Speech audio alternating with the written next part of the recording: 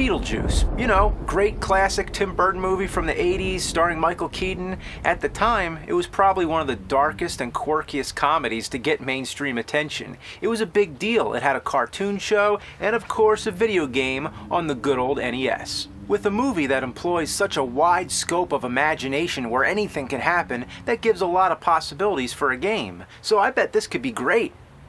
Unless... Oh, come on! Why? Of course! It was made by LJN. Made by LJN. You know, that's something everyone's always trying to correct me about. LJN was not a game developer, they were a publisher that contracted other companies to develop the games. I know that, but that doesn't change the fact that every time this logo appears on a game, it's guaranteed to be ass. If LJN published it, they still made it. It's an LJN game. So technically, this one was developed by Rare, meaning it's a rare fucking day when LJN makes a game that's not a 12-foot tall mound of dog shit. Rare was the same company that made Donkey Kong Country and Killer Instinct. So maybe we can have high hopes that this will be okay. But on the other hand, Rare also developed other LJN classics such as Roger Rabbit, Nightmare on Elm Street, and made Battletoads, which is one of the worst two-player games of all time. So, how does Beetlejuice hold up? Let's turn on the juice and see what shakes loose. Well, I have to say I like that you play as Beetlejuice, the goofy ghoul himself, and not one of the main human characters of the movie. But for a guy who's supposed to be the ghost with the most, he really sucks the most. All he can do is jump on enemies, but unlike a famous Italian plumber, all it does is stun the enemies and toss you back 100 miles like you just bounced off a trampoline. What's with all the ricochet shit? You can't do anything in this game without being flung all over the place. We need a name for this. We'll call it simply bouncing bullshit. And how come I can fall through a solid wall? I know Beetlejuice is a ghost, but he walks on the ground just fine. I guess the rule is the horizontal planes are solid, but the verticals are traps. We'll call this a perpendicular dick ploy. Isn't it nice how every time you try to move the screen down, you die? In most games, falling down pits is common. You fall, you die. That's fair. But here, if you advance the screen up and try to jump back down to where you once were, you still die. To get the screen to scroll back down, you have to gradually descend, hopping along lower platforms. Simply put, the edge of the screen is death. It's a good way to box the player in like a rat, forcing them to move about in the most unconventional ways and insulting their intelligence at the same time. This will be known as the bitch barrier, and the player is the bitch. Damn! Ah! Fuck! Shit! Nope, not fun. Game sucks. That's all you need to know. Fucking Beetlejuice. You know what I'd rather do is trap a bunch of beetles in a jar, smush them with a lemon squeezer, and drain their juice into a shot glass. And no, I didn't say anything about drinking it. Are you telling me the torches kill you too? The torches should just be there for decoration. How does Beetlejuice hit them anyway? I thought they were part of the background, so is he just jumping against the wall? Even if the torch is out of frame, it kills you. And didn't we already establish a rule that whatever's not on screen doesn't exist? The game breaks its own rules, as long as it plays to your disadvantage. Don't touch anything. You have to be so strict about your every move, or else you get assassinated by every little thing in sight. This is what we'll call inanimate anal assassinations. There's stores where you can buy power-ups. These are your only weapons in the game, but they run out within seconds. They're not even worth the effort of gathering enough points to buy them. This is what we'll call fruitless farts. By the time you figure out that hitting down in A will make you go down a hole, you'll realize that there's these little bonus caverns where you can get extra points by jumping on enemies. Yeah, this is the only place I've found where jumping on them actually works. Try that anywhere else and you'll get bounced off a fucking cliff. And try hitting down an A anywhere other than the holes and you'll fall to your doom. You also have a stomp attack, but it only works on tiny bugs, not the bigger bugs. And the holes, by the way, the only place where you're allowed to fall down are only one screen deep. You think you're supposed to keep going down? No, you die. So you have to go back out the hole. Yeah, how about out my asshole, you fucks? Oh look, a frog. Can I jump on it? Can I stun it? Can I kill it? You know what? I'm not even gonna mess with it. You can't trust this game. It doesn't have any consistent rules. All this misleading bullshit and trickery will give the term diuretic diversions. You never know what you're supposed to do. You'll come to an apparent dead end only to realize later that you have to get this cloud to move. It'll only move after the beehive is destroyed, and the only way to do that is to get the skeleton power up and use it to shoot a fireball at it. That's the kind of shit that would never make sense in any other context. Say that to someone in a sentence. To get a cloud to move, I had to get a skeleton to shoot a fireball at a beehive.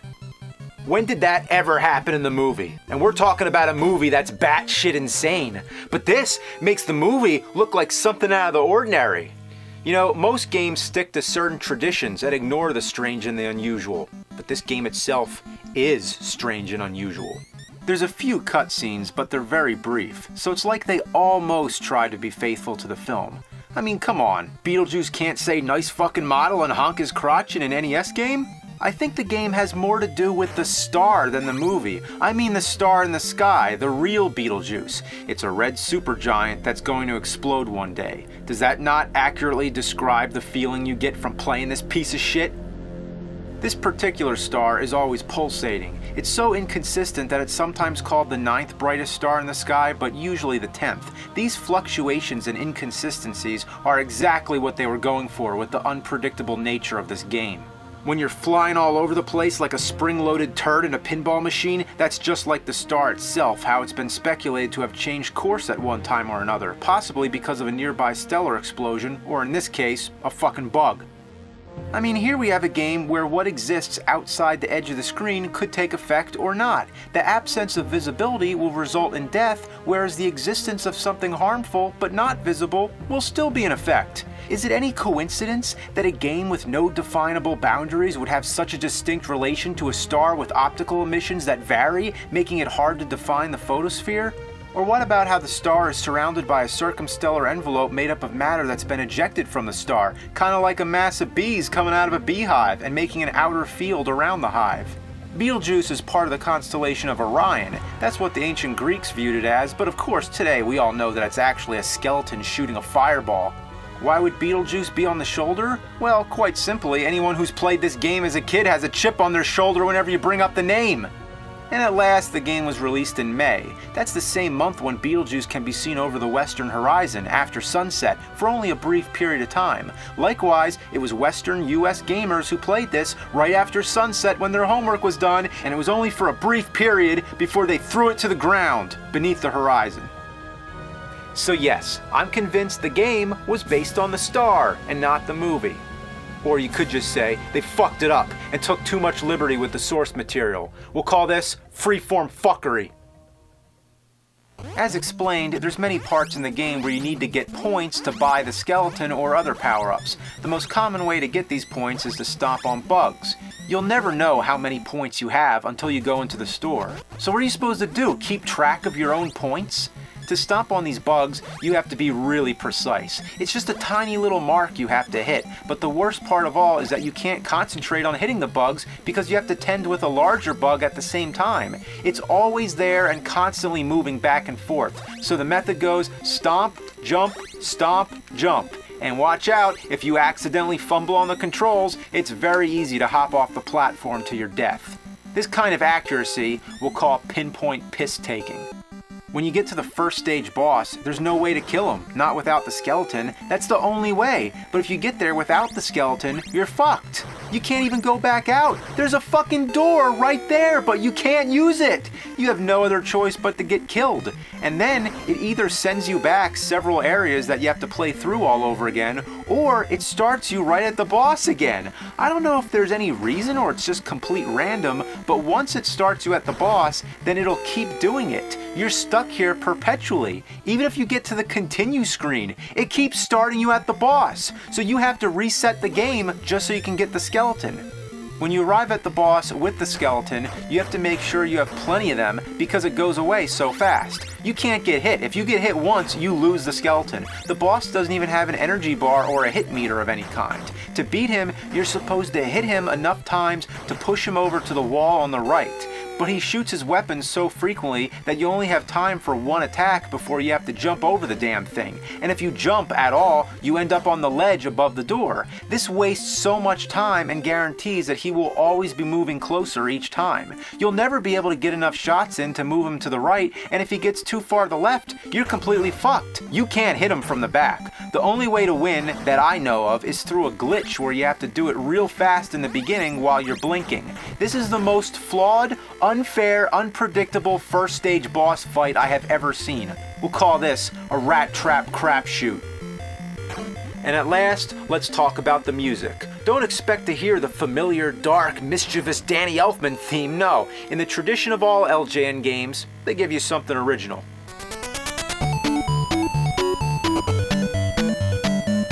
What kind of horse shit is this? This doesn't set the tone at all.